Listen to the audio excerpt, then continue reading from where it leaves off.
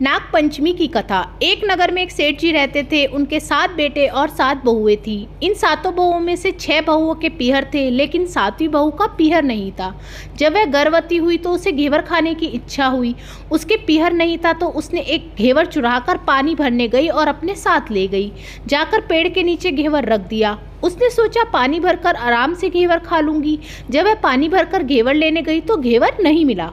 उस पेड़ के पास एक बाम्बी थी, उसमें एक नागिन रहती थी। वह नागिन भी उस समय गर्भवती थी। घेवर को देखकर नागिन की इच्छा उसे खाने की हुई और उसने घेवर खा लिया। उस नागिन ने सोचा, यदि साहूकार की बहू मुझे गाली देगी तो मैं उसे डस लूंगी, और यदि कुछ नहीं कहेगी तो इस बिना पीहर की को पीहर दिखा दूंगी। साहूकार के बेटे की बहू ने कहा, शायद कोई मेरे जैसी ही होगी जिसने यह घेवर खा लिया। ऐसा सुनकर नागिन बहुत खुश हुई और उसने बेटों से कहा, तुम इंसान का रूप बनाकर जाओ और साहूकार के बेटे की बहू को लेकर आओ। नागिन के बच्चे इंसान का रूप बनाकर साहूकार के घर चले गए। वहाँ जाकर उन्होंने कहा, हम हमारी बहन को लेने के लिए आए हैं। तब सास ने कहा, पहले तो कभी नहीं आए, इतने दिन कहाँ थे तुम? तब उन्होंने कहा, जब हमारी बहन का जन्म हुआ तब हम अपनी नानी के घर रहते थे और शादी हुई तो हम परदेश कमाने के लिए गए हुए थे। उन लड़कों ने बहुत सारे कपड़े, गहने और मिठाइयाँ बहन की सास जेठानियों के लिए दिए, जिससे सास अत्यंत खुश हो गई और जेठानियाँ उसे देखकर जल कुड़ रही थी। सास ने बहू को उनके साथ भेज दिया। बाम्बी के पास जाकर उन्होंने कहा, बहन हम नाग हैं। उस दिन जब तूने पेड़ के नीचे घेवर रखा था तो तुम्हारा घेवर हमारी माँ ने खाया था। उन्होंने तुम्हें अपनी बेटी माना है, इस नाते से तुम हमारी बहन हुई।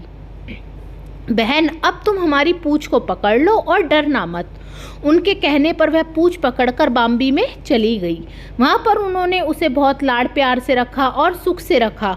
वहीं पर उसने एक लड़के को भी जन्म दिया, और जब उसका लड़का थोड़ा बड़ा हुआ तब की बात है, पड़ोसन ने साहूकार के बेटे की बहू को सिखा दिया, अगर तू तेरी माँ की इतनी ही लाडली है तो तू तेरी माँ से कहना कि आज तो नागों को दूध मैं ही पिलाऊंगी। पड़ोसन का ताना उसे सहन नहीं हुआ और वह माँ से जिद करके नागों को दूध ठंडा करने लगी। अभी तक दूध ठंडा नहीं हुआ था, उससे पहले ही उसके बेटे ने घंटी बजा दी। घंटों की आवाज़ सुनकर छोटे बड़े सारे नाग दूध पीने के लिए दौड़ पड़े। जब उन्होंने दूध में मुंह लगाया तो बहुतों का मुंह जल गया। तब नाग क्रोधित होकर बोलने लगे, हम बहन को काटेंगे। उसकी माँ ने उन्हें समझाते हुए कहा, इसे मत काटो, यह तुम्हें आशीष देगी। तब साहूकार की बेटे की बहू ने कहा, जियो महारा नाग नागिनी, जियो महारा घड़िया, आड़िया बीर, बीर उठावे देखण हीरो चीर, चीर तो फट जाओ पड़ पीर, जीता रेवे। थोड़े दिन बाद बीत जाने के बाद पड़ोसन ने फिर से ताना मारा, यदि तेरी माँ तुझ पर विश्वास करती है तो तुझे 7वें कोटे की चाबी दे देती। उसने माँ से जिद करके चाबी ले ली और जब ताला खोला तो अंदर झूले में बाबा नाग झूल रहे थे। उसने बाबा नाग से पूछा, सत सिया राम बाबा? उन्होंने कहा, तूने सत सिया राम कर लिया, वरना मैं तुझे डस लेता। तब उसने कहा, आप तो मेरे पिता हो, मुझे कैसे डस सकते हो? और बोली, जियो नाग नागनी, जियो वासुकी नाग, जेड़ मेरे लड़ लड़ाया 9 करोड़ को हार। नाग देवता ने उसको 9 करोड़ का हार दे दिया। माँ ने अपने बेटों से कहा, बाई तो अब बड़े घरों में हाथ डालने लगी है, उसे घर पहुँचा दो। नागों ने साहूकार की बेटी को बहुत से गहने कपड़े दिए और ससुराल पहुँचा दिया। थोड़े दिनों की बात है, उसका बच्चा झाड़ू तोड़ रहा था। ताई ने कहा, झाड़ू मत तोड़, इतना तोड़ने का शौक है तो तेरे नाना मामा के यहाँ से लाया होता। सांपों ने सुन लिया। माँ से जाकर कहा। माँ ने कहा, 2 झाड़ू सोने की बनवाओ, 2 चांदी की बनवाओ और दे आओ। ताइयाँ देखकर जल गई, कहने लगी, इसके तो ताने मारने से धन बढ़ता है। कुछ दिनों की बात है, बच्चा गेहूँ बिखेर रहा था। ताई ने ताना मारा, गेहूँ बिखेरने का शौक है तो नाना मामा से ले आता, हमारे यहाँ मत बिखेर। सांपों ने सुन लिया, जाकर माँ से कहा।